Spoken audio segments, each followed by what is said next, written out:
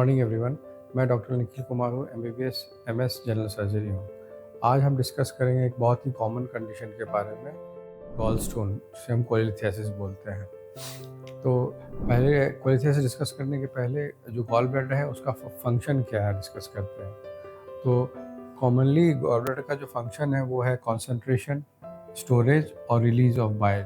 जो बॉडी में जो बाइल जो बनता है गॉल ब्लैडर में, स्टोरेज होता है, कंसंट्रेशन होता है। उसके बाद जब कोई फैट रिच डाइट खाता है तो वो रिलीज होता है फॉर डाइजेशन ऑफ फैट। उसके बाद आता है कि what factors cause gallstone कोलिथियासिस।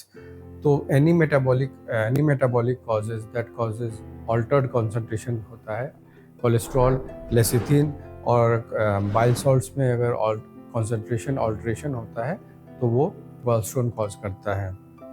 फिर बिलियरी ट्री होता है जो लीवर में, उसमें अगर स्टैसिस हो जाता है ड्यू टू एनी ग्रोथ और एनी इन्फेक्शन, वो भी कोलिथियासिस कॉज करता है।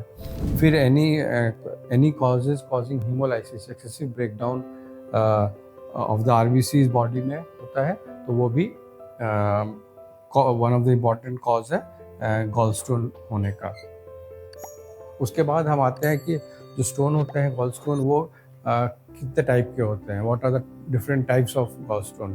तो उसमें सबसे इम्पॉर्टेंट है कोलेस्ट्रॉल, यही मेजरली कोलेस्ट्रॉल स्टोन्स होते हैं। उसके बाद होते हैं पिगमेंट जो कि ब्लैक या ब्राउन होते हैं। उसके बाद मिक्स्ड, जो दोनों के मिक्स्ड स्टोन होते हैं। तो ये तीनों टाइप ऑफ स्टोन्स होते हैं जीबी में, जो कि सॉलिटरी भी हो सकता है और मल्टीपल भी हो सकता है।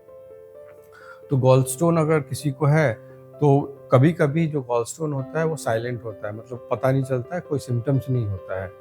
और कभी कभी वो सिम्टम प्रेजेंट करता है एज पेन।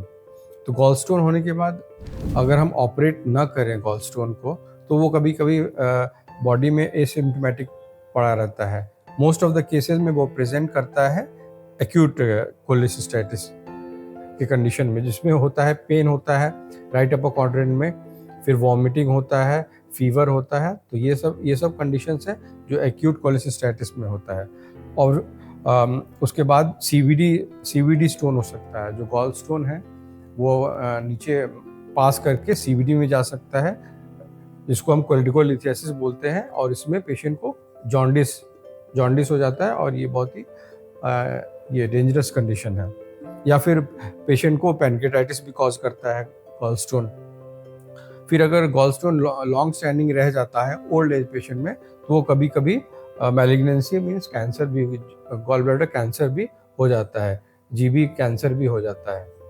तो ये सब हो गया कि अगर हम ऑपरेट ना करें तो। उसके बाद डायग्नोसिस कैसे होता है। तो डायग्नोसिस का सबसे इम्पोर्टेंट इंटरवेंशन है यूएसजी एब्डोमेन, अल्ट्रासाउंड एब्डोमेन से गॉल स्टोन कोलिथियासिस को हम डायग्नोस करते हैं। तो डायग्नोसिस के बाद ट्रीटमेंट क्या है। तो गॉल स्टोन का one and only standard treatment है जिसको हम कोलेसिस्टेक्टोमी बोलते हैं। उसमें पूरा gallbladder with gallstone remove करते हैं। और लेकिन अगर जैसे किसी एक पेशेंट को गॉल स्टोन है और उसका एक्यूट अटैक आ गया, एक्यूट कोली का अटैक आ गया, तो उसमें हम वेट करते हैं, पेशेंट को एंटीबायोटिक देते हैं। इन्फेक्शन को, जो गॉल ब्लैडर के सराउंडिंग में जो इन्फेक्शन हो जाता है उसको कंट्रोल करते हैं, क्योंकि इन्फेक्शन की वजह से इसमें बहुत सारे ये इंटेस्टाइन ये सब उसको एडहेरेंट हो जाता है इंटेस्टाइन जीबी में। तो जो अगर एक्यूट कोली का अटैक आता है तो हम एंटीबायोटिक देके उसको पहले कंट्रोल करते हैं, उसके बाद ही हम सर्जिकल ट्रीटमेंट करते हैं। सर्जिकल ट्रीटमेंट में गोल्ड स्टैंडर्ड है लैप्रोस्कोपिक कोलिसिस्टेक्टोमी, जो अब मोस्ट कॉमन होता है। पहले और अभी भी कुछ पेशेंट्स ओपन कोली भी प्रेफर करते हैं, ओपन कोली भी होता है। और अगर स्टोन सीबीडी में चला गया है, जिसको हम कोलिथियासिस बोलते हैं, अगर स्टोन सीबीडी में चला गया है तो पहले हमें सीबीडी स्टोन को हटाना होता है, उसके बाद ही हम फिर कोलिसिस्टेक्टोमी करते हैं। रेस्ट फॉर फर्दर इंफॉर्मेशन आप हमें कमेंट करें या विजिट करें नियरेस्ट हॉस्पिटल।